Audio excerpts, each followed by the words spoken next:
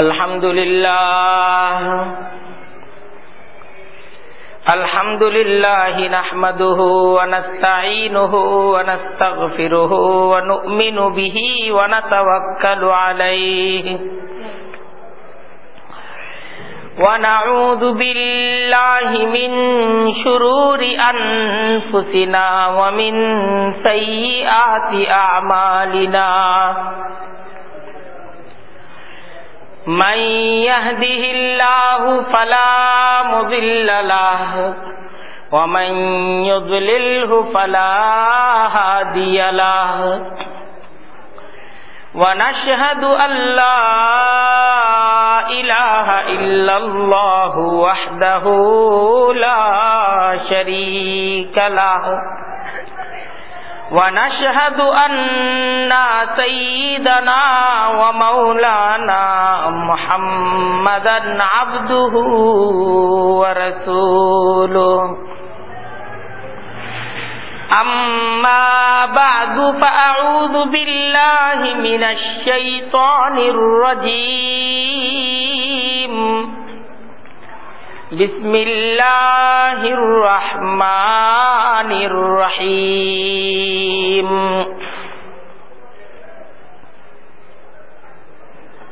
या अय्युहल्लज़ीना आमनू अतीउल्लाह व अतीउर रसूल वला तुबतिलू अमालकुम सदक़ल्लाहुल अज़ीम व सदक़ रसूलुहुन नबियुल करीम व नहनु अला ज़ालिका लमिनश शाहिदीन वश्शाकिरीन वल्हम्दुलिल्लाहि रब्बिल आलमीन सुब्हानक ला इल्म लना इल्ला मा अल्लमतना इन्नका अंतल अलीमुल हकीम रब्बिश्रह ली सदरी व यस्सिर ली अमरी वहलुल उक़दतम मिन लिसानी यफ़क़हू क़ौली। আল্লাহ তাআলার দরবারে লাখ কোটি শুকরিয়া। মসজিদের পরিবেশে আজানের সাথে সাথেই আজকের জুমার দিন তিনি আমাদেরকে একত্রিত করে দিয়েছেন। শত কোটি দরুদ এবং সালাম প্যারা নবী হযরত মুহাম্মদ মুস্তাফা সাল্লাল্লাহু আলাইহি ওয়াসাল্লামের প্রতি, আমাদের প্রতি আল্লাহ তাআলার অনেক বড় নিয়ামত। তিনি আমাদেরকে তার এই প্রিয় নবীর উম্মত করে আমাদেরকে সৌভাগ্যবান করেছেন।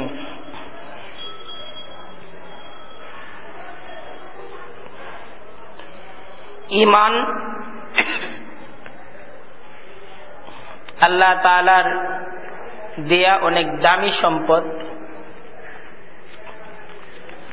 আর ঈমানের দাবি হলো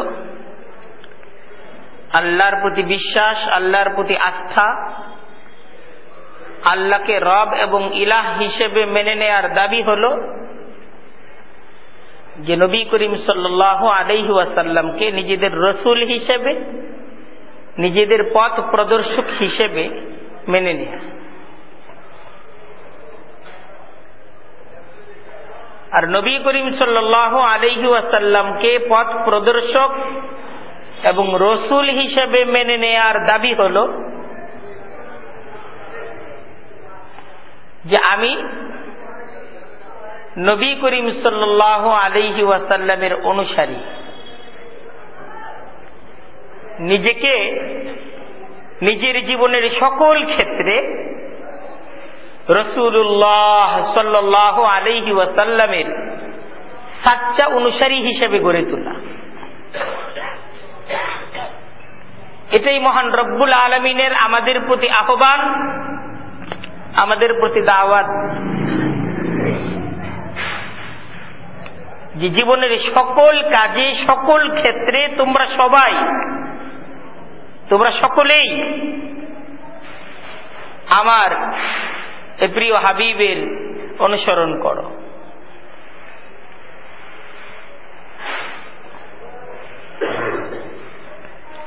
ইয়া আইয়ুহাল্লাযীনা আমানু আতিউল্লাহা ওয়া আতিউর রাসূলা ওয়া লা তুবতিলু আমালাকুম।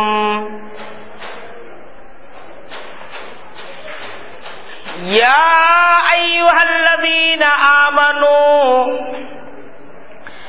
আতিউল্লাহা ওয়া আতিউর রাসূলা ওয়া লা তুবতিলু আমালাকুম। হে ঈমানদারেরা, ইয়া আইয়ুহাল্লাযীনা আমানু, হে ঈমানদারেরা, আতিউল্লাহা ওয়া আতিউর রাসূলা, তোমরা আল্লাহর ইতাআত করো, রাসূলের ইতাআত করো। ওয়ালা তুবতিলু আমালাকুম, তোমাদের আমলগুলোকে নষ্ট করো না। যে আল্লাহ এবং আল্লাহর রসুলের আনুগত্য করলে আমলগুলো নষ্ট হয় না, আর আল্লাহ এবং আল্লাহর রসুলের আনুগত্য যদি না করা হয় আমলগুলো নষ্ট হয়ে যায়।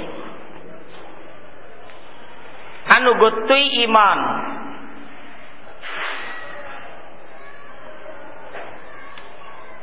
আপনি যখন অনুগত, আপনার আমলগুলোর দাম আছে, আর আপনি যখন অবাধ্য, আপনার আমলগুলোর দাম নাই, আপনার কাজের দাম নাই। আপনি কোনো প্রতিষ্ঠানে চাকরি করেন, তো সেই প্রতিষ্ঠানের জন্য আপনি অনেক খাটেন, অনেক পরিশ্রম করেন। আপনার প্রতিষ্ঠানটাকে গড়ে তোলার জন্য আপনার পরিশ্রমের শেষ নেই। আপনার সর্বোচ্চ মেধা দ্বারা, সর্বোচ্চ যোগ্যতা দ্বারা,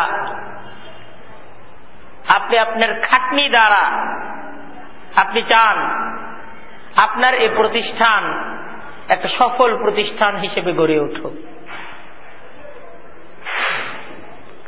কিন্তু এই প্রতিষ্ঠানের যিনি কর্ণধার, এই প্রতিষ্ঠানের যিনি আপনার বস, আপনি তাকে গুরুত্ব দেন না, আপনি তার কথাগুলোকে দাম দেন না, তার সাথে সামান্যতম ভদ্রতা এবং ভক্তি এটা আপনার মাঝে নাই। তাকে প্রতিষ্ঠানের মূল কর্ণধার এবং বস হিসেবে যে সম্মান জানানো আপনার কর্তব্য, আপনি তাকে সেই সম্মানটা দেন না। এখন এই প্রতিষ্ঠানের যিনি আপনার বস, এই প্রতিষ্ঠানের যিনি কর্ণধার, আপনি এই প্রতিষ্ঠানের জন্য অনেক খাটনি করেন, অনেক পরিশ্রম করেন, তো আপনার এই পরিশ্রম, আপনার এই মেহনত, আপনার এই খাটনি, এ কোনো কিছুর কোনো মূল্য তার কাছে নেই, কারণ আপনি অবাধ্য।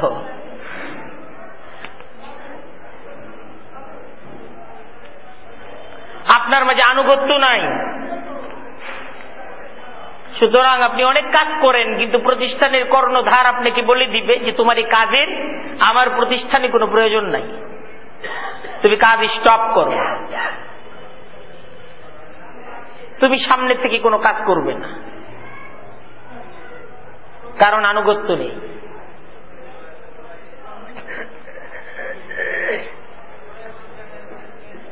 এই পূর্ণ পৃথিবীটা হলো আল্লাহর। পূর্ণ পৃথিবীটা কার? এক আল্লাহর খোদাই চলতেছে।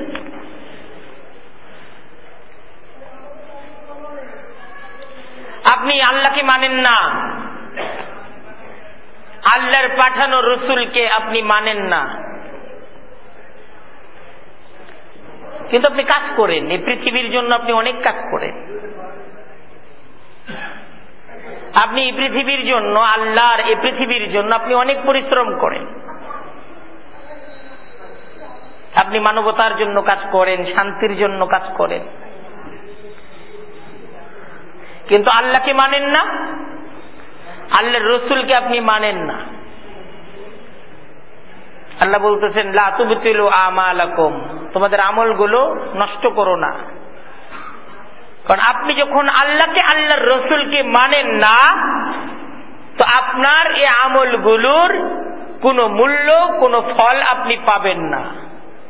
কারণ আপনার আমল, আপনার কাজের জন্য আপনি কি মূল্য দিবে কে?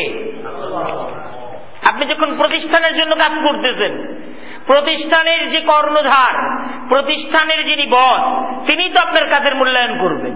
আপনি তাকেই মানেন না, তিনি আপনার কাজের কি মূল্যায়ন করবেন?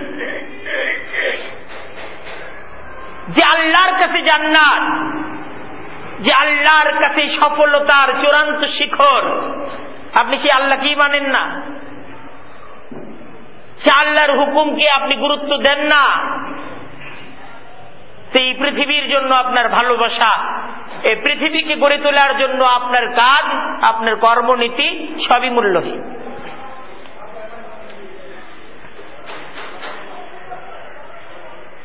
তাই আপনাকে আমাকে মহান রব্বুল আলামিন বুঝাচ্ছেন, ডাকতেছেন, ইয়া আইয়ুহাল্লাযীনা আমানু আতিউল্লাহ ওয়া আতিউর রাসূলা ওয়া লা তুবতিলু আমালাকুম। হে ঈমানদাররা, ইয়া আইয়ুহাল্লাযীনা আমানু, হে ঈমানদাররা, আতিউল্লাহ ওয়া আতিউর রাসূলা, তোমরা আল্লাহর আনুগত্য করো, ওয়া আতিউর রাসূলা, রাসূলের আনুগত্য করো, ওয়া লা তুবতিলু আমালাকুম, তোমাদের আমলগুলোকে নষ্ট করো না। আমলগুলো যেন নষ্ট না হয় সেদিকে খেয়াল রাখো।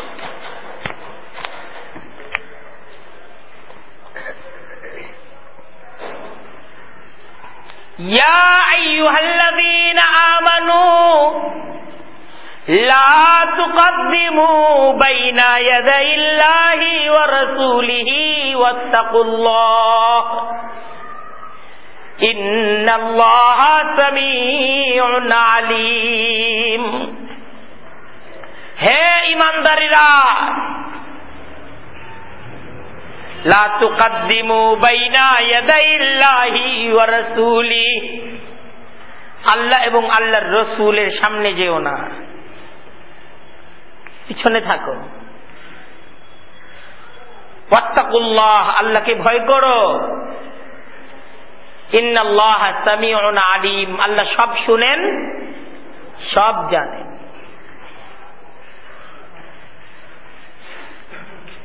আমাদেরকে নবী করিম সাল্লাল্লাহু আলাইহি ওয়াসাল্লামের জীবন, নবী করিম সাল্লাল্লাহু আলাইহি ওয়াসাল্লামের কর্ম, আমরা যদি আল্লাহর পথে চলতে চাই, আল্লাহকে সন্তুষ্ট করতে চাই, আমাদেরকে জানতে হবে। রাসূলুল্লাহর জীবনটা জানতে হবে, যেন আমি রাসূলুল্লাহ সাল্লাল্লাহু আলাইহি ওয়াসাল্লামের একজন সত্যিকারের অনুসারী হিসেবে নিজেকে গড়ে তুলতে পারি। এই জন্য রাসূলুল্লাহর জীবনটা আমাকে জানতে হবে, পুরা জীবনই জানতে হবে। তার নবুয়ত পূর্ব জীবনও জানতে হবে, তার নবুয়ত পরবর্তী জীবনও জানতে হবে। কারণ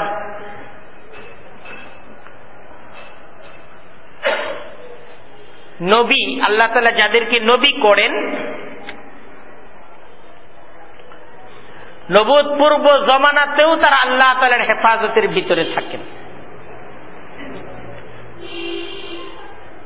তার নবুয়ত পূর্ব জমানা, এটাও আমাদের জন্য অনুকরণীয়।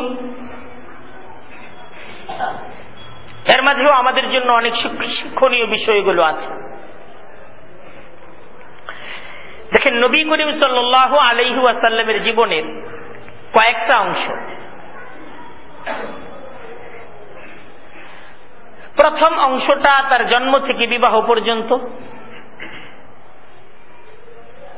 এটা জীবনের একটা বড় অংশ।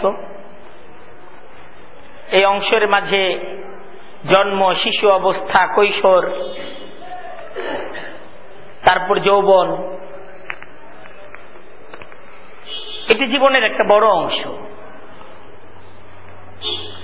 জীবনের দ্বিতীয় অংশ হল বিবাহ থেকে নবুয়ত।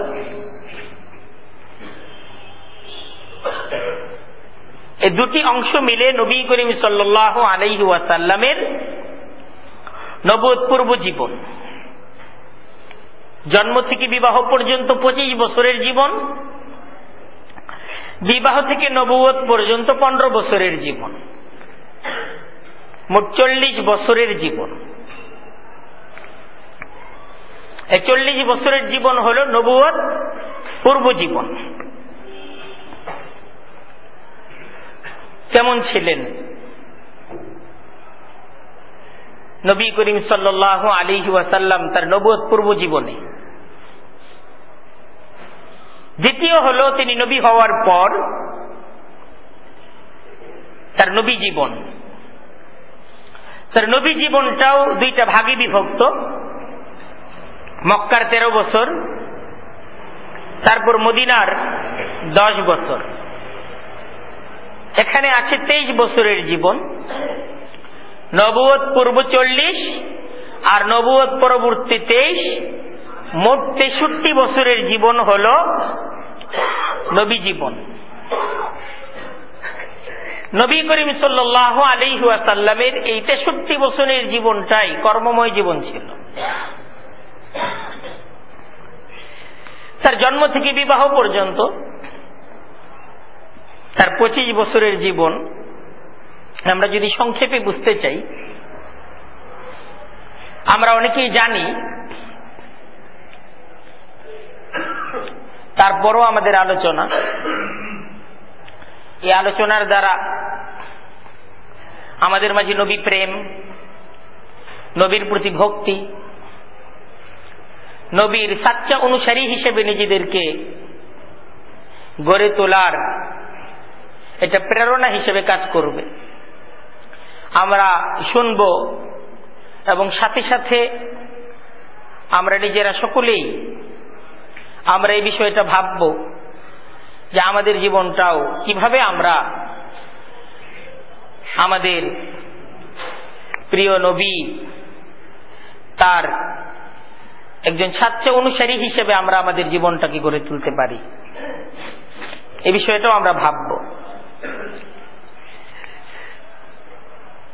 হাদিসের কিতাবের মাঝে নবী করিম সাল্লাল্লাহু আলাইহি ওয়াসাল্লামের জীবন এটা তুলে ধরা হয়েছে। তো বিভিন্ন সহিহ এবং হাসান পর্যায়ের হাদিসগুলো দ্বারা এই বিষয়টা পাওয়া যায় যে জন্মের কয়েক মাস পূর্বেই নবী করিম সাল্লাল্লাহু আলাইহি ওয়াসাল্লামের আব্বা তিনি ইন্তেকাল করেন। তারপর তার আম্মা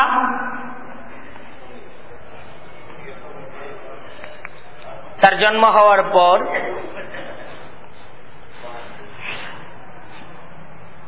তাকে হযরত হালিমাতুস সাদিয়া রাদিয়াল্লাহু তাআলা আনহা তার কাছে মরুভূমিতে,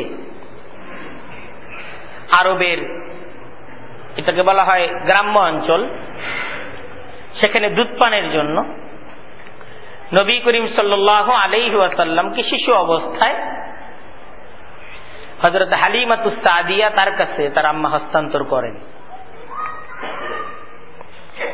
তো এই সময়টা জীবনের প্রায় 5-6 বছর বয়স পর্যন্ত তিনি মূলত হযরত হালিমাতুস সাদিয়া তার কাছেই লালিত পালিত হন।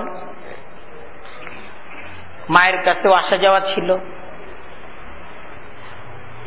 মায়ের কাছেও তিনি আসতেন, আবার হালিমাতুস সাদিয়া তার কাছেও তিনি থাকতেন। তারপর নবী করিম সাল্লাল্লাহু আলাইহি ওয়াসাল্লাম যখন মায়ের কাছে পূর্ণাঙ্গভাবে থাকা শুরু করলেন, তো বছর খানিক থাকার পর ওনার আম্মা তিনি ইন্তেকাল করলেন খুব শিশু অবস্থাতেই, 6 বছর বয়স। সেই অবস্থাতেই নবী করিম সাল্লাল্লাহু আলাইহি ওয়াসাল্লাম বাবাকে তো আগেই হারান, তার মাও ইন্তেকাল করেন। তো বাবা মা হারা এতিম অবস্থায় নবী করিম সাল্লাল্লাহু আলাইহি ওয়াসাল্লাম ওনার লালন পালনের পূর্ণ জিম্মাদারি ওনার দাদা আব্দুল মুত্তালিব তিনি নিজ জিম্মাদারিতে তার লালন পালনের পূর্ণাঙ্গ ব্যবস্থাপনা করেন। কিন্তু 2 বছর যেতে না যেতেই দাদা আব্দুল মুত্তালিব তারও ইন্তেকাল হয়ে যায়। তারপর 8 বছর বয়স থেকে একদম নবী করিম সাল্লাল্লাহু আলাইহি ওয়াসাল্লামের জীবনের 50 বছর বয়স পর্যন্ত,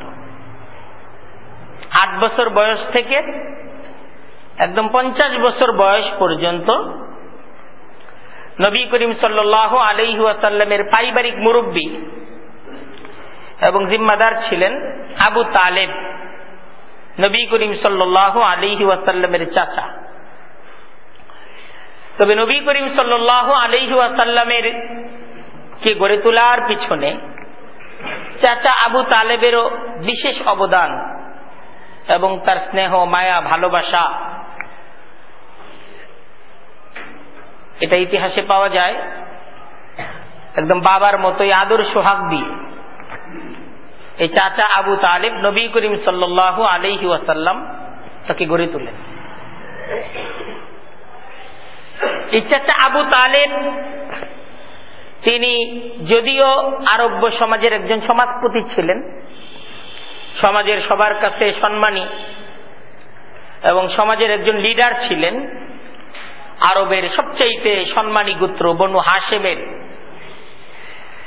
এবং আব্দুল মুত্তালিবের জানিশিন হিসেবে পূর্ণ আরব তাকে সমীহ করত, তাকে সম্মান করত। কিন্তু এমনি ব্যক্তি হিসেবে তিনি দরিদ্র মানুষ ছিলেন।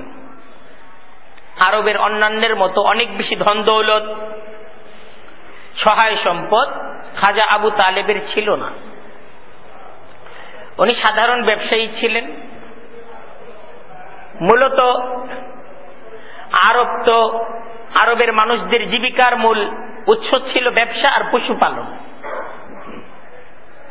আরবে যারা সেই সময়ে ছিলেন এরা ওই ব্যবসা করতেন। ব্যবসাটাও ছিল ওই ইয়ামান এবং সিরিয়াতে ওনারা কাফেলা নিয়ে যেতেন, ওখান থেকে মালামাল এনে ওনারা বিক্রি করতেন, আরেকবার সিরিয়া থেকে মালামাল এনে আরেকবার ইয়ামান থেকে মালামাল এনে তারা বিক্রি করতেন। এই ছিল তাদের মূল ব্যবসা। বছরে 2 বার ওনারা সফর করতেন।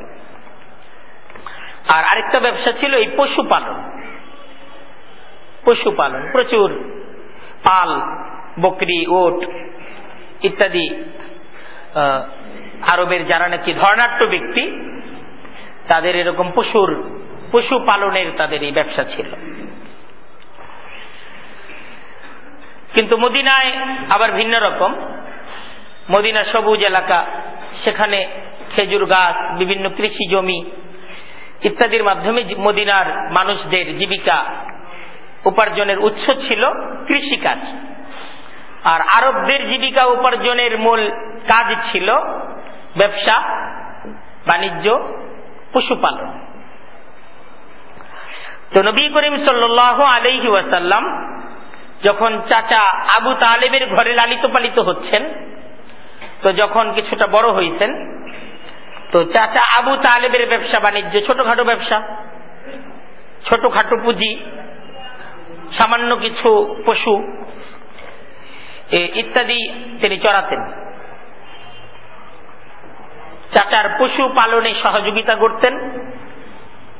এ সময় হাদিসের মাঝে এটাও আসছে, আল্লাহ রাসূল নিজে ওনার নবুয়ত পূর্ব জীবনের ঘটনা সাহাবা একরামদেরকে শোনাইছেন যে তিনি নিজেও টাকার বিনিময়ে মক্কার লোকদের পশু চড়াতেন। আল্লাহ রাসূল নিজেও ওই টাকার বিনিময়ে মক্কার লোকদের পশু চড়াতেন। হাদিসের মাঝে আসছে আল্লাহ রাসূল এটা বলছেন, মা বাসাহুল্লাহু মিন নাবিয়্যিন ইল্লা রাআল গানাম, যে আল্লাহ তাআলা যত নবীদেরকে এই পৃথিবীতে পাঠাইছেন এদের মাধ্যমে আল্লাহ তাআলা কাজ নিছেন। এদের অতীত জীবনটা কর্মময় জীবন। আমরা দেখতে পাই হযরত মূসা আলাইহিস সালামের জীবন, এটা তো কোরআনে কারীমের মাঝে খুব বিস্তারিত ভাবে আলোচনা হয়েছে এবং সেখানে প্রায় 10 বছর পর্যন্ত তিনি পশু চড়ানোর জিম্মাদারি আল্লাহ তাআলা তার মাধ্যমে, এবং এই পশু বলতে বকরি চড়ানোর জিম্মাদারি আল্লাহ তাআলা ওনার মাধ্যমে করাইছেন। তো নবী করিম সাল্লাল্লাহু আলাইহি ওয়াসাল্লাম আরবদের মূল উৎস যেহেতু এই পশুপালন ছিল, এই নবুয়ত পূর্ব জমানায় যখন তিনি কিশোর, তিনি পশুপালনের এই সমস্ত কাজগুলো তিনি করেছেন। এখানে এই বিষয়টা খুব আমাদের বুঝার এবং ভাবার, যে কাজ এবং শ্রম এটা সমস্ত নবীদের সুন্নত। শ্রমটাকে এবং কাজটাকে এটাকে আমরা আর কি কায়িক শ্রম, যে শারীরিক শ্রম যেটা, এই সমস্ত কাজগুলোকে আমাদের অনেকেই আমরা নিজেরাই এমন একটা সভ্যতার উপর আমরা বড় হচ্ছি যে কাজ করাটাকে এটাকে অপমান মনে করা হয়। কাজ করাটা, যে আল্লাহ রাসূল সাল্লাল্লাহু আলাইহি ওয়াসাল্লাম বকরি চড়াইছেন, তো এটাকে আমরা মনে করি যে এটা তো তাহলে অনেক হালকা ধরনের কাজ। কাজ জিনিসটাকেই আমরা হালকা মনে করি, অথচ কাজটা সুন্নত। কাজটা কোনো হালকা বিষয় না, বরং কাজটা সুন্নত। খুব বুঝার ব্যাপার যে আল্লাহ তাআলা যত নবীদেরকে পৃথিবীতে পাঠাইছেন, আল্লাহ রাসূল সাল্লাল্লাহু আলাইহি ওয়াসাল্লামের হাদিস যে আল্লাহ তাআলা তাদের মাধ্যমে শ্রম নিছেন। আল্লাহ আল্লাহর নবীদেরকে পৃথিবীতে বসে খাওয়ার জন্য পাঠান নাই, এবং তারা এই পৃথিবীতে বসে খেয়েছেন এমন কোন ইতিহাস নেই। আল্লাহ তাআলা নবীদের মাধ্যমে কাজ নিছেন। কোরআনে কারীমের মাঝে এই সমস্ত কাজগুলোর আলোচনা হয়েছে। হযরত দাউদ আলাইহিস সালাম তিনি ওই লোহা গলিয়ে বিভিন্ন জিনিসপত্র বানাতেন, বর্ম বানাতেন, এসবকে বিক্রি করতেন। বিক্রি করে তিনি জীবিকা উপার্জন করতেন। হযরত মূসা আলাইহিস সালাম বকরি চড়াতেন, এটার বিনিময় তিনি গ্রহণ করতেন। নবী করিম সাল্লাল্লাহু আলাইহি ওয়াসাল্লাম বকরি চড়াইতেন, এটার কি করতেন? মজুরি নিতেন। তাই আল্লাহর নবীদের জীবন এবং জীবনের সুন্নাহ, যে কাজ এটা সম্মানের জিনিস, কাজ জিনিসটা ঘৃণার জিনিস না। দেখেন আমাদের সমাজে আমরা নানা জাতের কাজকে নিম্ন জাতের কাজ মনে করি, এটা বলতেছি। এই বিষয়গুলো একটু পর্যালোচনা হওয়া চাই। যেমন আমাদের সমাজে অনেকে মুচির কাজ করা, নাপিতের কাজ করা, জেলের কাজ করা, এগুলোকে মনে করে যে এসব হলো নিম্ন জাতের কাজ। বা আমার 4 পুরুষে 5 পুরুষে আমরা কখনো কাজ করি নাই, এটাকে সম্মান এবং আমরা সভ্য বা আমরা মর্যাদা সম্পন্ন একটা বংশ, আমরা আমাদের কথাবার্তায় এই সমস্ত বিষয়গুলো তুলে ধরতে চাই যে আমাদের এত পুরুষে আমরা কখনো কাজ করি নাই, আমরা শ্রম দেই নাই। তাই কাজ না করাটাকে এটাকে বুঝাতে চাওয়া হয় যে এটা হলো আমাদের জাতটা উচ্চ জাত, আর এদের জাতটা হলো নিম্ন জাত, কারণ এরা তো কাজ করছে। দেখেন এই বিষয়টা হলো আসলে এই যে কৌলিনন্ত বলা হয়, কৌলিনন্ত, যে কাজকে ঘৃণার চোখে দেখা, এটা ইসলামের সাথে এবং ইসলামের শিক্ষার সাথে পূর্ণ সাংঘর্ষিক একটা বিষয়।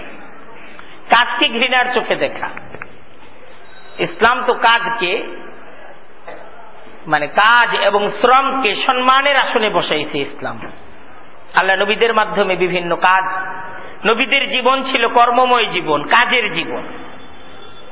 নবীর সাহাবীদের জীবন ছিল কর্মময় জীবন, কাজের জীবন। নবী করিম সাল্লাল্লাহু আলাইহি ওয়াসাল্লাম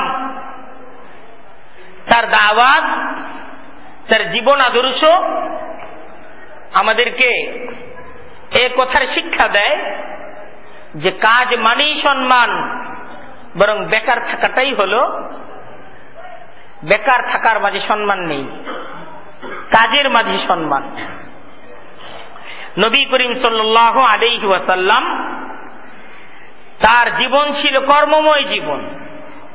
আল্লাহ রসুল যখন সাহাবীদের কাছে বর্ণনা করতেছেন যে অমুক নবী, তিনি এইভাবে তার জীবিকা উপার্জন করেছেন, এইভাবে তিনি কাজ করছেন, অমুক নবী এইভাবে কাজ করছেন, তো সামনে বসা সাহাবা একরাম তারা জিজ্ঞাসা করছেন তাহলে আপনি কি করতেন? ওয়া আনতা ইয়া রাসূলুল্লাহ, আল্লাহ আপনি তাহলে কি করছেন? হাদিসের মাঝে আসছে আল্লাহ রসুল বলতেছেন কুনতু আরআ গানাম আহলি মক্কা, আমি তো মক্কা বাসীদের বকরি চড়াতাম, আলা কারারি, মজুরির বিনিময়ে। এইভাবে সাহাবীদের কাছে নিজ অতীত জীবনের, নবুয়ত পূর্ব জীবনের কাজকে তুলে ধরেছেন যে আমি এই কাজ করছি। এটাকে সম্মান হিসেবে, এটাকে নিজ গর্ব হিসেবে এটাকে তিনি তুলে ধরেছেন। এই নবী করিম সাল্লাল্লাহু আলাইহি ওয়াসাল্লামের জীবনের প্রথম পর্ব, যে ওনার জন্ম থেকে বিবাহের পূর্ব পর্যন্ত, এটা হলো তার জীবনের প্রথম পর্ব। আমরা এই প্রথম পর্বে যদি আল্লাহ রসুল সাল্লাল্লাহু আলাইহি ওয়াসাল্লামকে দেখতে চাই যে তখন তিনি কি করতেন,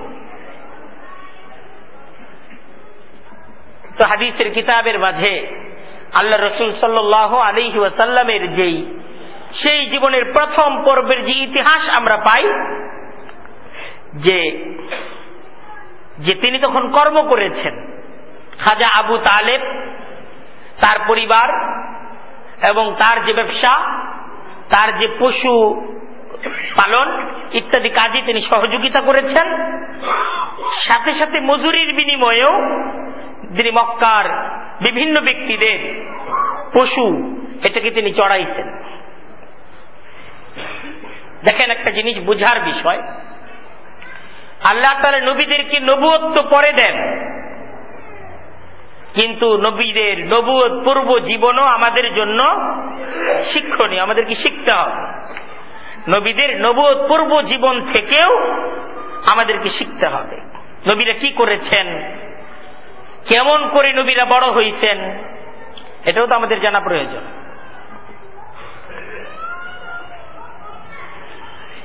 সেই নবী করিম সাল্লাল্লাহু আলাইহি ওয়াসাল্লামের এই যে জীবনের 25 বছরের জীবন,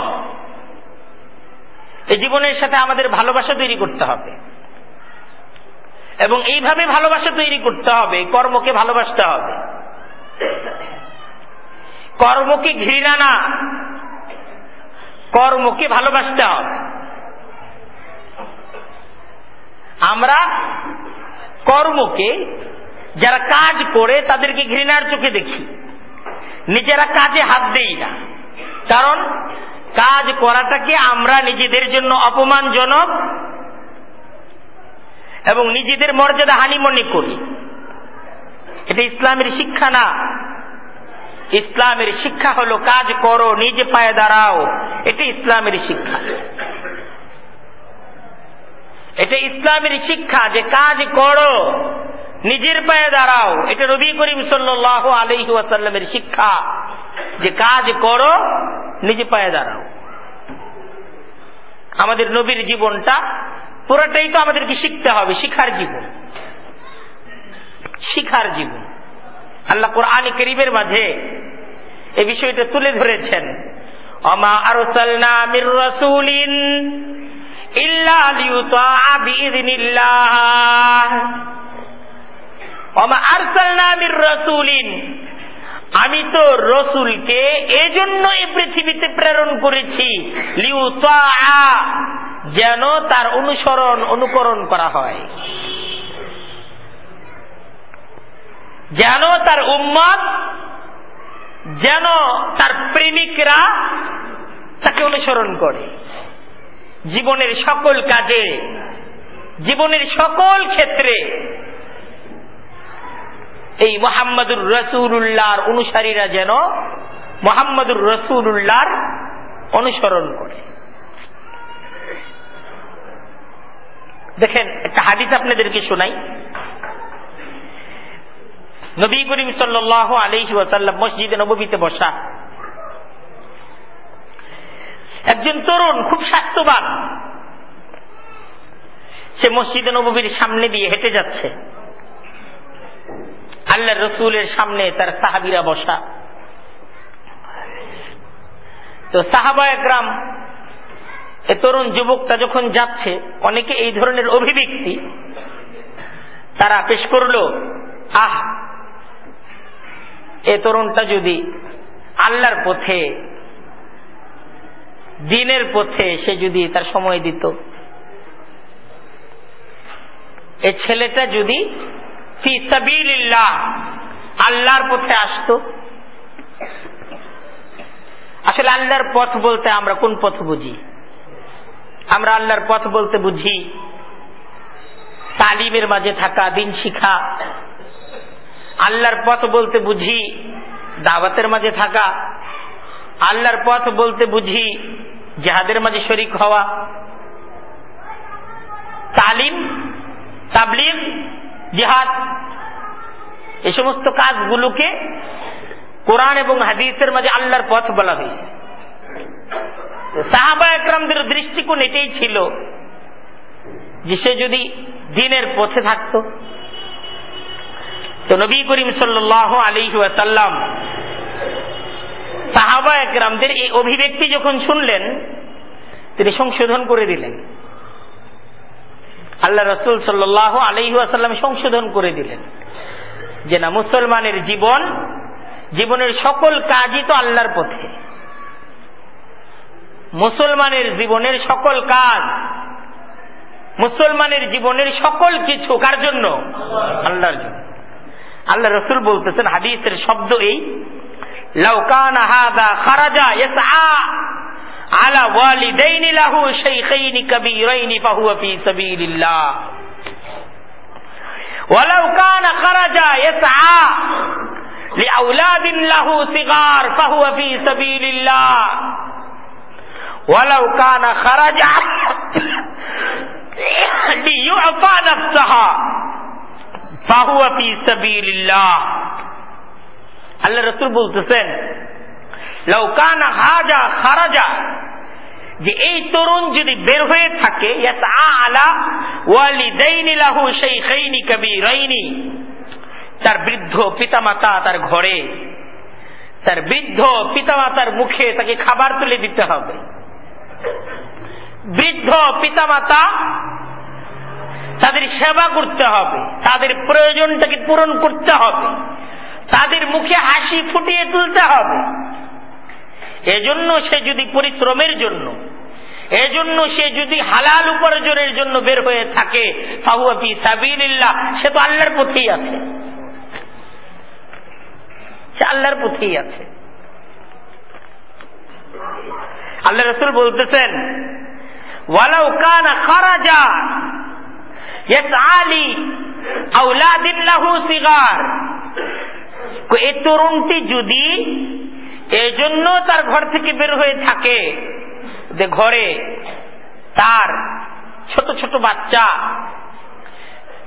এদের মুখে হালাল খাবার তুলে দিতে হবে, উপার্জনের জন্য সে বের হয়েছে, তাহলে তো সে আল্লাহর পথেই আছে। ওয়ালাউ কানা খারাজা লিউআফা নাফসাহা, সে যদি এজন্য বের হয়ে থাকে সে নিজেকে অভাব মুক্ত রাখবে, মানুষদের কাছে হাত পাতবে না, নিজের পায়ে দাঁড়াবে, সে যদি এজন্য পরিশ্রমের জন্য বের হয়ে থাকে, হালাল উপার্জনের জন্য বের হয়ে থাকে, সে তো আল্লাহর পথেই আছে।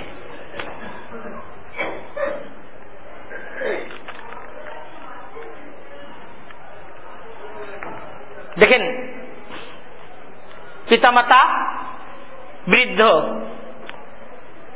আল্লাহ রাসূল সাল্লাল্লাহু আলাইহি ওয়াসাল্লাম তার সাচ্চা অনুসারী হিসেবে আমাদেরকে কি শিক্ষা দিচ্ছেন? যে সন্তান তার পিতামাতার কি আছে কি নাই, তার পিতামাতার অনেক সহায় সম্পদ আছে, এটা দেখার জিম্মাদারি তো সন্তানের না। সন্তানের জিম্মাদারি আমার নিজের হালাল উপার্জন দ্বারা আমি আমার পিতামাতাকে সন্তুষ্ট করব।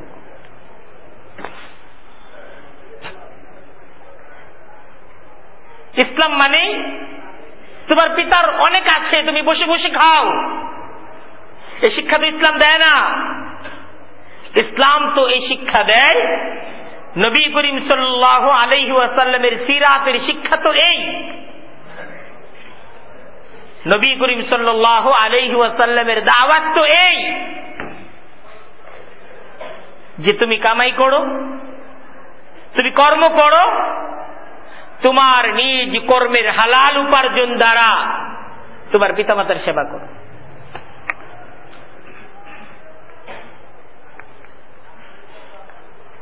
তুমি কাজ করো,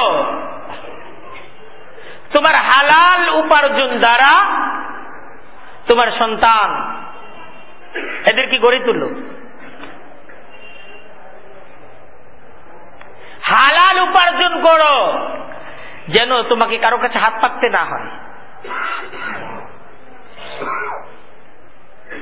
তাই প্রত্যেকটা তরুণ, প্রত্যেকটা যুবকের প্রতি ইসলামের দাওয়াত, নবী করিম সাল্লাল্লাহু আলাইহি ওয়াসাল্লামের সিরাতের শিক্ষা, নবী করিম সাল্লাল্লাহু আলাইহি ওয়াসাল্লামের নবুয়ত পূর্ব 25 বছরের বিবাহ পূর্ব জীবন আপনাদের সামনে। যে নবী করিম সাল্লাল্লাহু আলাইহি ওয়াসাল্লাম যখন সেই 20 বছরের যুবক, যখন তিনি 16-17 বছরের যুবক, যখন তিনি 22-23 বছরের যুবক, নবী করিম সাল্লাল্লাহু আলাইহি ওয়াসাল্লাম তখন আরবের পরিশ্রমী একজন কর্মজীবী মানুষ, একজন কর্মজীবী যুবক। যে যুবক সে আরবের বিভিন্ন ব্যক্তিদের পশু এটাকে চড়িয়ে সে হালাল উপার্জন করছে, নিজ হালাল উপার্জন দ্বারা নিজের পায়ে দাঁড়াচ্ছে, তাকে যেন অন্যের কাছে হাত পাততে না হয় তিনি সংগ্রাম করছেন। হালাল উপার্জন দ্বারা নিজ চাচা আবু তালেব তাকে সহযোগিতা করছেন। বাবা নাই, মা নাই, তিনি হালাল উপার্জন করে নিজ চাচার পরিবারকে সহযোগিতা করছেন। এই ছিল নবী করিম সাল্লাল্লাহু আলাইহি ওয়াসাল্লামের জীবন। আল্লাহ তাআলা তো আমাদেরকে এমন এক নবী দিচ্ছেন, আমাদের শুকরিয়া আদায় করা চাই। যে নবী তো আসলে ওয়াজের নবী ছিলেন না, যে নবী শুধু ওয়াজ করছেন, এ নবী শুধু বয়ান করছেন, শুধু বক্তৃতা দিচ্ছেন, বরং এ নবী তার প্রত্যেকটা কথাকে নিজ কাজ দ্বারা প্রমাণ করেছেন। এ নবী যা বলেছেন তা করেছেন। তার জীবন তিনি যা বলেছেন নিজে করে দেখাইছেন।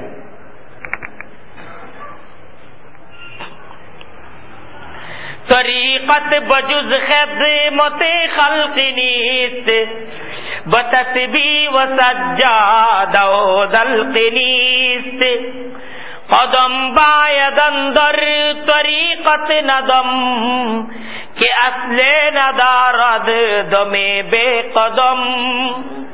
এখন ইসলাম ধর্মটাও, এটা বয়ান বক্তৃতার ধর্ম না।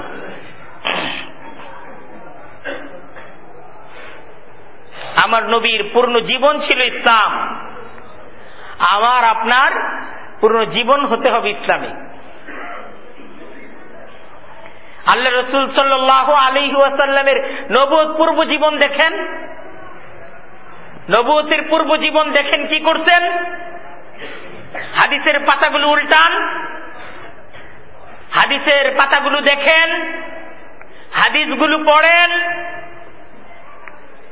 হাদিসের বিশাল ভান্ডার থেকে আল্লাহর রাসূলের নবুয়ত পূর্ব জীবনগুলো, তার কাজগুলোকে একত্র করে এটাকে বুঝার চেষ্টা করেন কেমন ভাবে তিনি তার নবুয়ত পূর্ব জীবনটাকে কাটাইছেন, কেমন ভাবে বড় হইছেন। আবার নবুয়তের পরের জীবন দেখেন, নবুয়তের পরের জীবনটাও দেখেন। নবী হওয়ার পরে কি তার জীবন কর্মময় ছিল না? দেখেন কেমন ছিল নবী মুহাম্মদুর রাসূলুল্লাহ সাল্লাল্লাহু আলাইহি ওয়াসাল্লামের জীবন। নবুয়ত পরবর্তী জমানায় উনি যখন নবী, তিনি যখন মদিনার প্রেসিডেন্ট, কেমন ছিল তার জীবন। হযরত আয়েশা রাদিয়াল্লাহু তাআলা আনহার কাছ থেকে শুনেন, হাদিসের মাঝে আছে। সাহাবা একরাম হযরত আয়েশা রাদিয়াল্লাহু তাআলা আনহার কাছে জানতে চাইছেন যে আল্লাহ রাসূল সাল্লাল্লাহু আলাইহি ওয়াসাল্লাম ঘরে এসে কি করেন। হযরত আয়েশা জবাব দিতেছেন, কানা ইয়াকুনু ফি খিদমতি আহলিহি, আমাদের খেদমত করেন। ফি খিদমতি আহলিহি, নিজ পরিবার পরিজন তাদের খেদমত করেন। ওয়া কানা ইয়াখদুমু নাফসাহু, নিজের সমস্ত খেদমত তিনি নিজে করেন। আল্লাহ রাসূল সাল্লাল্লাহু আলাইহি ওয়াসাল্লাম নিজের জামা এটা নিজে ধুইতেন, নিজের পোশাক এটাকে নিজে ধৌত করতেন। নবী করিম সাল্লাল্লাহু আলাইহি ওয়াসাল্লাম নিজের পোশাক নিজে সেলাই করতেন।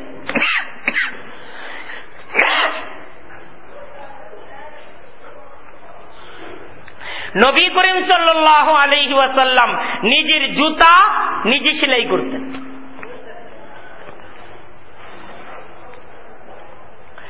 নবী করিম সাল্লাল্লাহু আলাইহি ওয়াসাল্লাম নিজের ঘর নিজে ঝাড়ু দিতেন।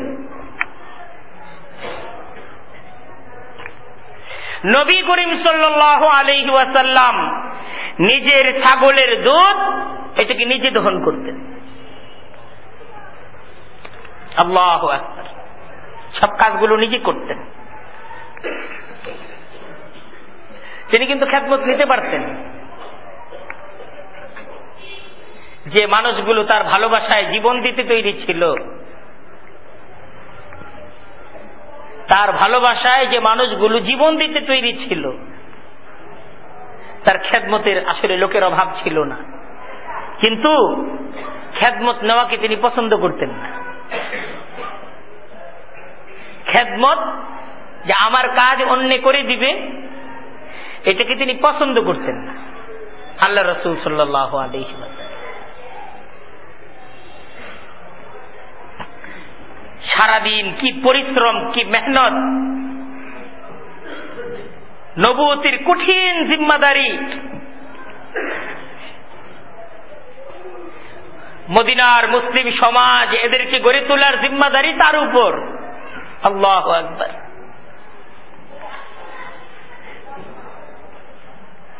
চতুর্দিকের কুফরি বাতিল শক্তিগুলো মদিনার এই ছোট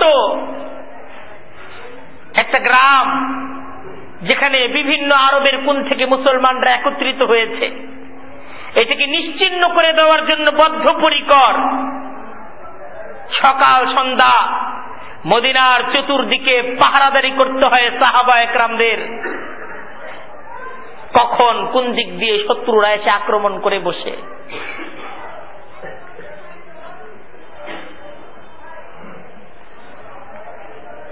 কত পেরেশানি। মদিনার ছোট এক গ্রাম, ছোট এক শহর, সেখানে মক্কা থেকে আসা হিজরতকারী অসংখ্য সাহাবী, তাদের থাকার ব্যবস্থা করা, তাদের কর্মের ব্যবস্থা করা কত বড় জিম্মাদারি। আবার পূর্ণ পৃথিবী পর্যন্ত এই দাওয়াত পৌঁছিয়ে দেওয়ার জিম্মাদারি। সেই মানুষ যখন ঘরে যাচ্ছেন, তো ঘরে যে নিজের কাপড় নিজে ধৌত করতেছেন, নিজের জামাটা নিজে সেলাই করতেছেন, নিজের ঘরটা নিজে ঝাড়ু দিচ্ছেন। কোথায় নবী করিম সাল্লাল্লাহু আলাইহি ওয়াসাল্লামের জীবন, আর কোথায় আমরা? আমরা তো ঘর ঝাড়ু দেওয়াকে নিজেদের জন্য এ কাজটা আজকে আমরা করি না। আমরা এই কাজের জন্য আলাদা খাদেম রেখে দিই। কাপড় ধোয়া কঠিন কাজ, এটা তো সম্ভব না আমাদের দ্বারা।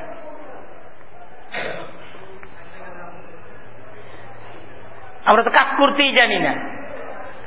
আমরা জানি কামাই করতে, কিন্তু কাজ করতে জানি না।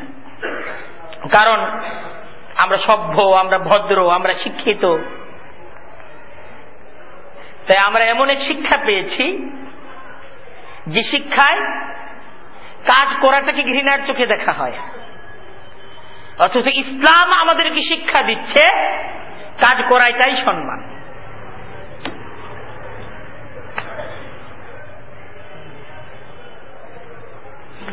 ইসলাম শিক্ষা দিচ্ছে কাজ করাটাই সম্মান।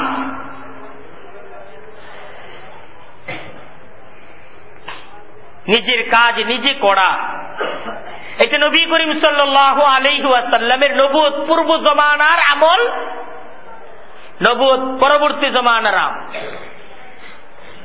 তিনি যখন মক্কার মজলুম, তখন নবী করিম সাল্লাল্লাহু আলাইহি ওয়াসাল্লাম ঘরে যাচ্ছেন। হযরত খাদিজাতুল কুবরা তার ইন্তেকাল হয়ে গেছে, তিনি নাই। ঘরের মাঝে ইতিম শিশু, ইতিম বাচ্চারা ঘরের মাঝে অবস্থান করতেছে। আল্লাহর রাসূল যখন ঘরে গেছেন,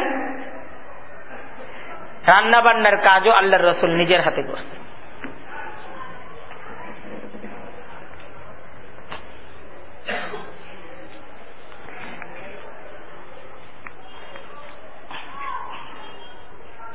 নবী করিম সাল্লাল্লাহু আলাইহি ওয়াসাল্লামের বয়স যখন 58, বয়স যখন কত? 58 বছর বয়স। পঞ্চম হিজরি, 58 বছর বয়সে হিজরি কত? 63 বছর হল দশম হিজরি। 58 বছর বয়সে হিজরি, পঞ্চম হিজরি, খন্দকের যুদ্ধ। পূর্ণ আরব ঐক্যবদ্ধ, পূর্ণ আরব ঐক্যবদ্ধ, তারা যুদ্ধের জন্য অগ্রসর হচ্ছে মদিনার দিকে। আল্লাহ রাসূল সাল্লাল্লাহু আলাইহি ওয়াসাল্লাম সাহাবা একরামদের সাথে পরামর্শ করলেন কি করা যায়। হযরত সালমান ফারসি রাদিয়াল্লাহু তাআলা আনহু খুব বিচক্ষণ এক সাহাবী ছিলেন। ফারসি মানে ওনার এলাকা ছিল পারস্য। লম্বা ইতিহাস হযরত সালমান ফারসি রাদিয়াল্লাহু তাআলা আনহুর। ওই ইতিহাস শুরু করলে শেষ করা যাবে না, একদিন শুধু ইতিহাসই শুনতে হবে। উনি লম্বা হায়াত পেয়েছিলেন, 250 বছর হায়াত পেয়েছিলেন। তো উনি পারস্যের মানে যুদ্ধের কিছু পরিকল্পনা আল্লাহর রাসূলকে পেশ করলেন যে এদের সাথে মোকাবেলার জন্য পরীক্ষা খনন করি আমরা মদিনার চতুর্দিকে। মদিনার একটা দিক, যে দিক দিয়ে কাফেররা আক্রমণ করতে আসবে, মানে খন্দক খনন করা। খন্দকের ওই পার থেকে তারা যেন আক্রমণ করতে না পারে, আমরা এই পারে থাকবো। তো সময়টা ছিল একদম কনকনে শীত। এটা বাংলাদেশি শীত না, মদিনার শীত। যারা শীতের মাঝে হজ করছেন তারা মদিনার শীত সম্পর্কে কিছু ধারণা রাখে। কনকনে শীত। এই শীতের মাঝে আল্লাহর রাসূল সাল্লাল্লাহু আলাইহি ওয়াসাল্লাম, তখন তো নবী, মদিনার প্রেসিডেন্ট, তিনি সিদ্ধান্ত দিলেন যে খন্দক খনন করা হবে, কিন্তু সিদ্ধান্ত দিয়েই তিনি কিন্তু দমে যাননি। আল্লাহর রাসূল সাল্লাল্লাহু আলাইহি ওয়াসাল্লাম নিজে মাটি কাটার মাঝে অংশগ্রহণ করতেন, মাটি কাঁধে নিয়ে এটাকে বিভিন্ন জায়গায় ফেলার কাজে আল্লাহর রাসূল নিজে অংশগ্রহণ করতেন। নবী করিম সাল্লাল্লাহু আলাইহি ওয়াসাল্লামের জীবনের যে গুরুত্বপূর্ণ এক শিক্ষা, যে পর মুখাপেক্ষিতা, নিজেকে পর মুখাপেক্ষী না করা এবং নিজ কাজগুলোকে নিজে করা, এই শিক্ষা আমাদেরকে গ্রহণ করতে হবে। দেখেন সময় প্রায় শেষ। আমি যে কথাগুলো বলতে চাচ্ছিলাম কথাগুলো শেষ হয় নাই। আজকে এই আলোচনাটা শেষ করতে চাইছিলাম।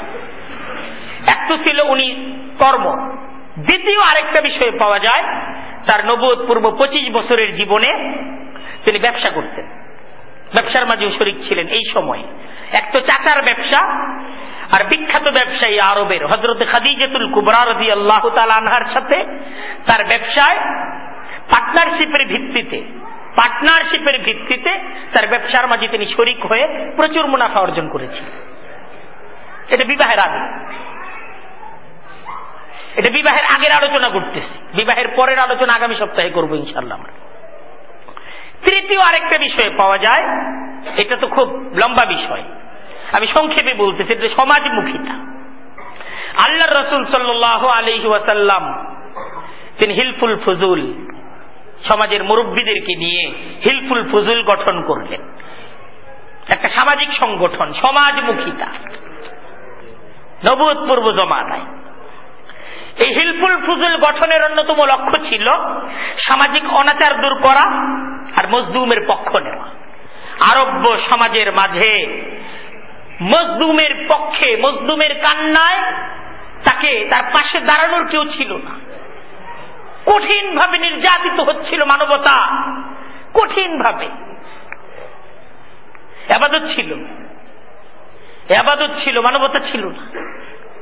হজ ছিল, উমরা ছিল, হাজীদেরকে পানি পান করানো, এই সমস্ত ইবাদত বন্দেগী ছিল, দান সদকা ছিল, মানুষ দান সদকা করত, কিন্তু মানুষের মাঝে অধিকার ছিল না, মানুষের কষ্টে কান্নার কেউ ছিল না আরব্য সমাজে।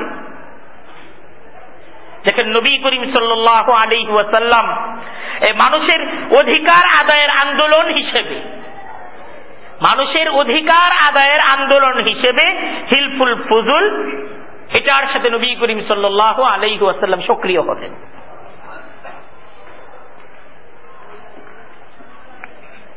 এই নবী করিম সাল্লাল্লাহু আলাইহি ওয়াসাল্লামের এই নবুয়ত পূর্ব এবং বিবাহ পূর্ব 25 বছরের জীবন আমরা যদি সামনে রাখি আমাদের সমাজের যুবকদের জন্য, আমাদের সমাজের তরুণদের জন্য, এবং আমি মনে করি আমাদের সমাজের মুরব্বী আমরা যারা আছি, আমাদের জন্য অনেক কিছু বুঝার আছে, অনেক কিছু শিখার আছে।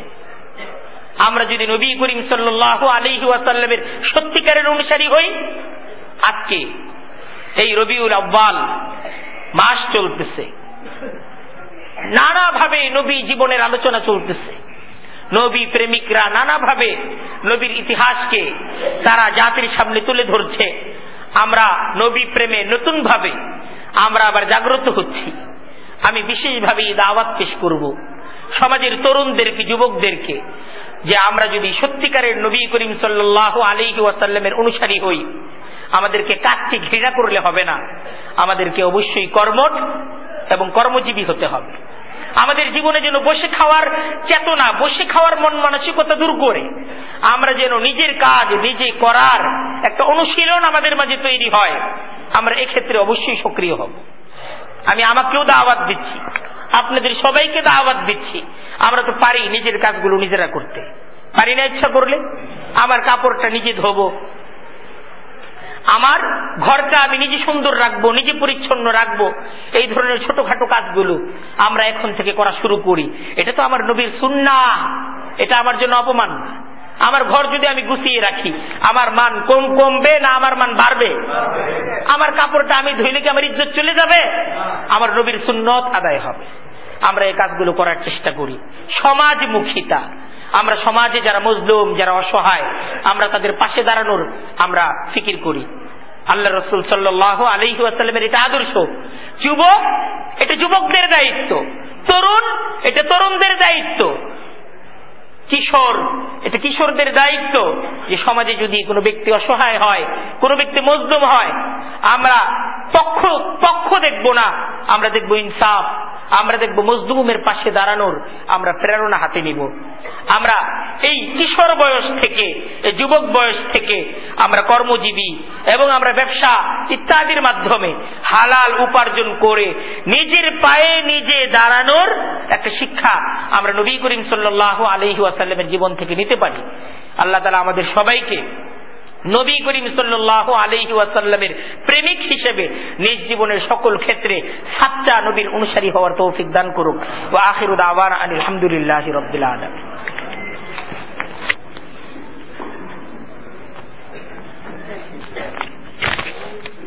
এটাই কই